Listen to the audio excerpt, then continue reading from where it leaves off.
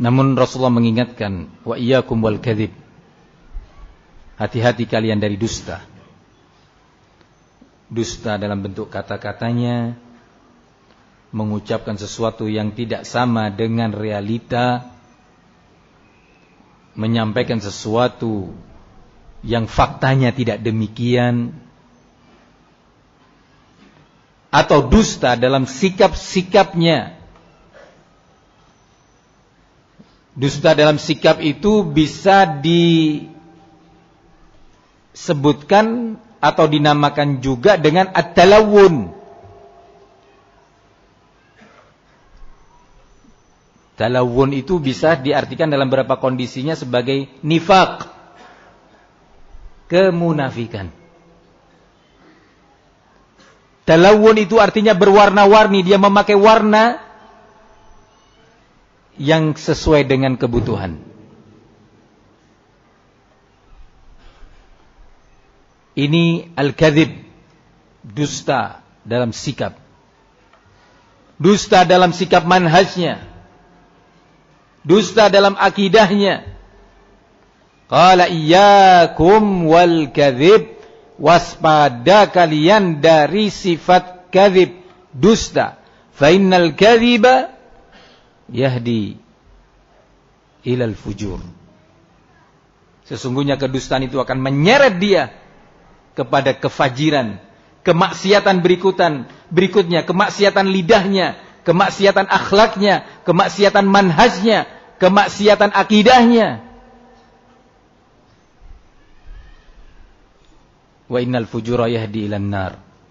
Sesungguhnya kefajiran itu akan menyeret dia kepada api neraka. Wa innar rajul la yakdzib wa yataharra al-kadzib hatta yuktaba 'indallahi kadzdzaba. Tidaklah seorang hamba atau sesungguhnya seseorang berdusta dan berupaya dalam banyak kesempatan. Berdusta karena hawa nafsunya, berdusta karena kepentingannya. Berdusta sehingga dia berwarna-warni dalam sikapnya, berupaya terus. Mana yang sesuai? Mana angin yang lebih kuat, di situ dia akan ikut. Walaupun dia tahu di situ kebatilan. Di mana angin yang lemah yang tidak menguntungkannya, dia akan tinggalkan walaupun dia tahu di situ ada kebenaran. Ini al-kadzib fil mawaqif, dusta dalam sikap-sikap.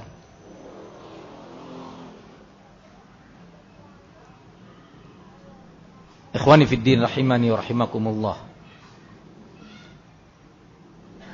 Waspada dari al-kadzib wat talawun.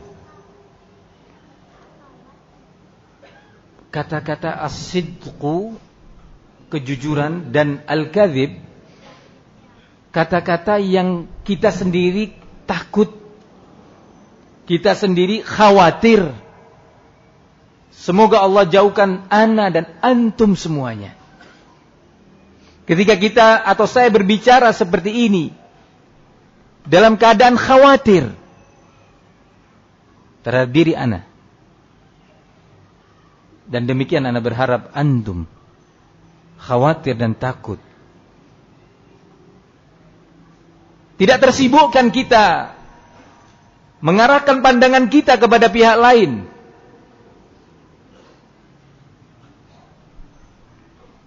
Kepada orang selain diri kita. Oh, maksud dari ceramah ini adalah itu. Oh, maksud dari materi ini adalah itu. Begitu kita keluar dari masjid, keluar dari majlis, mastafadna syai'an. La ziyadatal iman, wa la ziyadatat taqwa, wa la ziyadat husnil khuluq. Kita enggak pulang dari majlis ini, dari masjid ini kita enggak membawa faidah, enggak mendapatkan faidah tambahan iman, karena benaknya ke tempat lain. Enggak mendapatkan tambahan takwa, karena memang enggak ada niatan untuk beramal dengannya. Menarik didengar, ini maksudnya yang itu, ini maksudnya yang sana, ini maksudnya yang itu.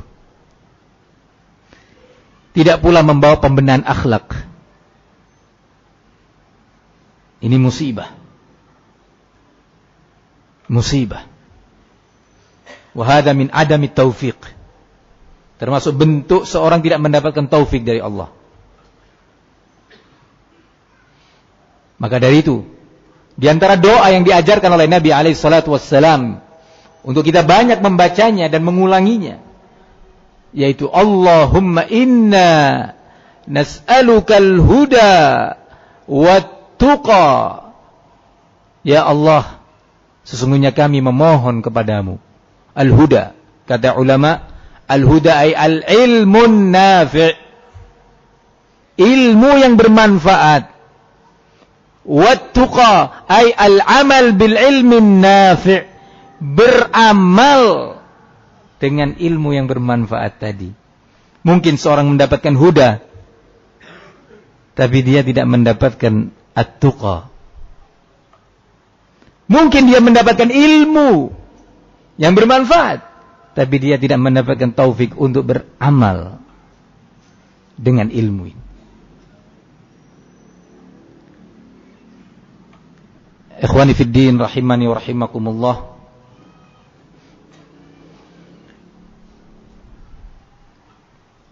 Terkhusus di masa-masa al-fitan, betapa butuhnya kita kepada sifat as-sidq. Betapa butuhnya kita perlindungan dari Allah untuk jauh dari sifat al-kadzib. Karena di situ akan nampak, fala ya'lamannallahu alladhina shadaqu wa la ya'lamannal kadzibin. Sungguh pasti akan nampak siapa di antara mereka yang mengklaim keimanan tersebut, siapa yang shadaqu, jujur, dan siapa yang kadzibin. Kadang-kadang cobaan itu di luar dugaan kita. Cobaan itu kan tadi sudah disebutkan, bisa syahwat, bisa syubhat. Mungkin seorang diberi ilmu yang sangat kokoh, luas dalam memahami syubhat dan membantahnya secara rinci, menukilkan riwayat-riwayat, aqwal dan fatwa ulama, mungkin. Tapi ternyata fitnah menimpa dia dari pintu syahwat. Gimana itu? Banyak. Pintu syahwat ini tak terhitung. Misal, ada di antara kita seorang yang Allah berikan kelebihan. Kelebihan akhlaknya, kelebihan pemahamannya, kelebihan mungkin kekuatan hafalannya, kelebihan bahkan dalam bentuk dia banyak diterima oleh kawan-kawannya, disukai oleh kawan-kawannya, didengar nasihat dan ucapannya, diterima ide-idenya, dipercaya oleh lingkungan. Ini ujian bagi pihak yang kedua, yang kebetulan belum mendapatkan itu. Ini yang Allah katakan, وَجَعَلْنَا بَعْضَكُمْ لِبَعْضٍ فِتْنَةً أَتَصْبِرُونَ وَكَانَ رَبُّكَ بَصِيرًا. Dan sungguh telah kami jadikan sebahagian kalian dengan sebahagian lainnya sebagai fitnah, ujian. Apakah kalian mau bersabar? Bersabar maknanya, sebelum mana lanjutkan, jam berapa maghrib? Datanglah sebuah penyakit yang dinamakan dengan al-hasad, sehingga dia tidak bisa bersabar. Yang Allah katakan, atasbirun, maukah kalian bersabar menyikapi ajang ujian, ajang fitnah yang Allah jadikan di antara kalian ini? Sebagaimana iblis tidak sabar diberi ujian, perintah bersujud kepada Adam. Iblis tidak sabar menahan diri untuk tidak dengki mengingat kemuliaan Adam yang Allah ciptakan dengan kedua tangannya. Khalaqtu biyadayya, kata, aku ciptakan dia Adam dengan kedua tanganku. dengan sifat tentunya yang sesuai dengan kebesaran Allah, tidak sama dengan sifat-sifat makhluknya. Hasad. Tidak sabar iblis. Akhirnya apa? Membuat syubhat. Tidak sabar iblis. Sampai akhirnya menolak syariat Allah. Dengan ta'wil. Ana khairun minhu. Ana lebih mulia daripada dia. Kau ciptakan aku dari api, lebih mulia daripada dia ketika kau ciptakan dari tanah. Syubhat. Untuk memuaskan ambisi hasadnya. Mengeluarkan syubhat, mengeluarkan kedustaan, mengeluarkan sebuah berita dan pernyataan yang tidak sesuai dengan fakta. Kenapa? Tidak sabar. Para malaikat sabar. Dalam keadaan malaikat diciptakan dari cahaya. Lebih mulia dari iblis. Nur. Khuliqatil malaikatu min nur. Sungguh telah diciptakan malaikat itu dari nur, dari cahaya. Melihat Adam yang diciptakan dengan kekhususan yang tidak dimiliki oleh malaikat. Tidak hasad mereka. Memuji Allah, bertasbih, bertahmid. Diperintahkan bersujud. Fasajadal malaikatu kulluhum ajma'un. Malaikat semuanya tanpa terkecuali bersujud kepada Adam, menjalankan perintah. Tidak main logika. Tidak mengeluarkan syubhat. Ikhwani fiddin azani Allah iyakum. Turun temurun antara Bani Adam wa Bani Iblis sampai hari kiamat. Kadang-kadang fitnah datangnya dari syahwat. Dalam bentuk iri. Kenapa si fulan yang dijadikan ketua panitia? Kenapa tidak ana? Ana merasa disingkirkan oleh teman-teman. Ana merasa disingkirkan oleh ustaz. Mulai dia sakit hati. Apa sebabnya? Kepanitiaan kajian. Apa sebabnya? Kepanitiaan pembangunan masjid. Sakit hati. Disimpan bertahun-tahun, dia mencoba menyembunyikan apa yang dalam hatinya.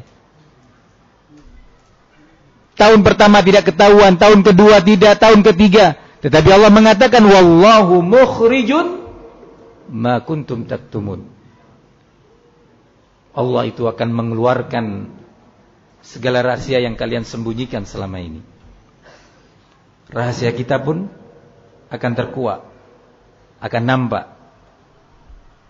Kalau enggak di dunia ini, atau nanti di akhirat, yauma tublas sarair, di hari segala rahasia itu akan ditampakkan oleh Allah. Ikhwani fid din azzani Allah iyakum. Syahwat membuat dia tidak sabar, menahan diri untuk tetap berada di atas aturan syariat dalam menyikapi keadaan, dalam menyikapi sebuah fenomena, dalam menyikapi kawan-kawan dan lingkungannya. Berapa banyak kemudian seorang jatuh dalam fitnah, bahkan dia menjadi orang terdepan dalam fitnah, bermula dari urusan pribadi, dari urusan dengki, urusan pernah dirugikan, pernah disakiti dengan kata-katanya. Bisa saja memang dia betul-betul terzalimin. Mungkin dalam urusan bisnis. Mungkin dengan urusan anak-anak dia, keributan antar anak-anak. Mungkin keributan antar istri. Benar, dia terzalimin waktu itu. Subhanallah. Posisi dia sebagai mazlum, sebagai orang yang terzalimi, yang semestinya dia sabar, semestinya dia afina anin nas, termasuk orang-orang yang mudah memaafkan. Tidak. dia simpan itu, dan subhanallah, datang di salah satu waktu, di salah satu tahun, sebuah fitnah terkait dakwah dan manhaj. Tadi dia mazlum. Dia tadi posisinya betul-betul terdolimin. Pernah dirugikan sekian dan sekian dari uang dia. Betul, dia dirugikan. Tapi subhanallah, ujian berikutnya yaitu fitnah terkait manhaj, terkait akidah, terkait dakwah. Mulai perasaan sakit hati itu bermain juga. Di saat itu, tadi yang kawannya berbuat zalim kepada dia pada periode yang dulu, kali ini terselamatkan dari fitnatus syubuhat. Kali ini dia diberi taufik oleh Allah untuk berjalan tetap di atas al-haq. Dengan kehendak Allah yang maha adil. Allah maha tahu apa yang tersimpan dalam hati manusia. Tapi saudara kita yang satu tadi tetap mengikuti sakit hatinya. Saya tampil beda dengan dia. Saya enggak sama. Saya masih teringat dulu dia menyakiti istri saya. Dia dulu menyakiti anak saya. Dulu dia pernah menzalimi dalam bisnis yang itu. Subhanallah. Yang ini tetap di atas sunnah, di atas manhaj yang benar. Yang itu jatuh dalam fitnah yang menyesatkan. Maka jujur, as-sidqu punya peran yang sangat besar seseorang selamat dari sebuah fitnah.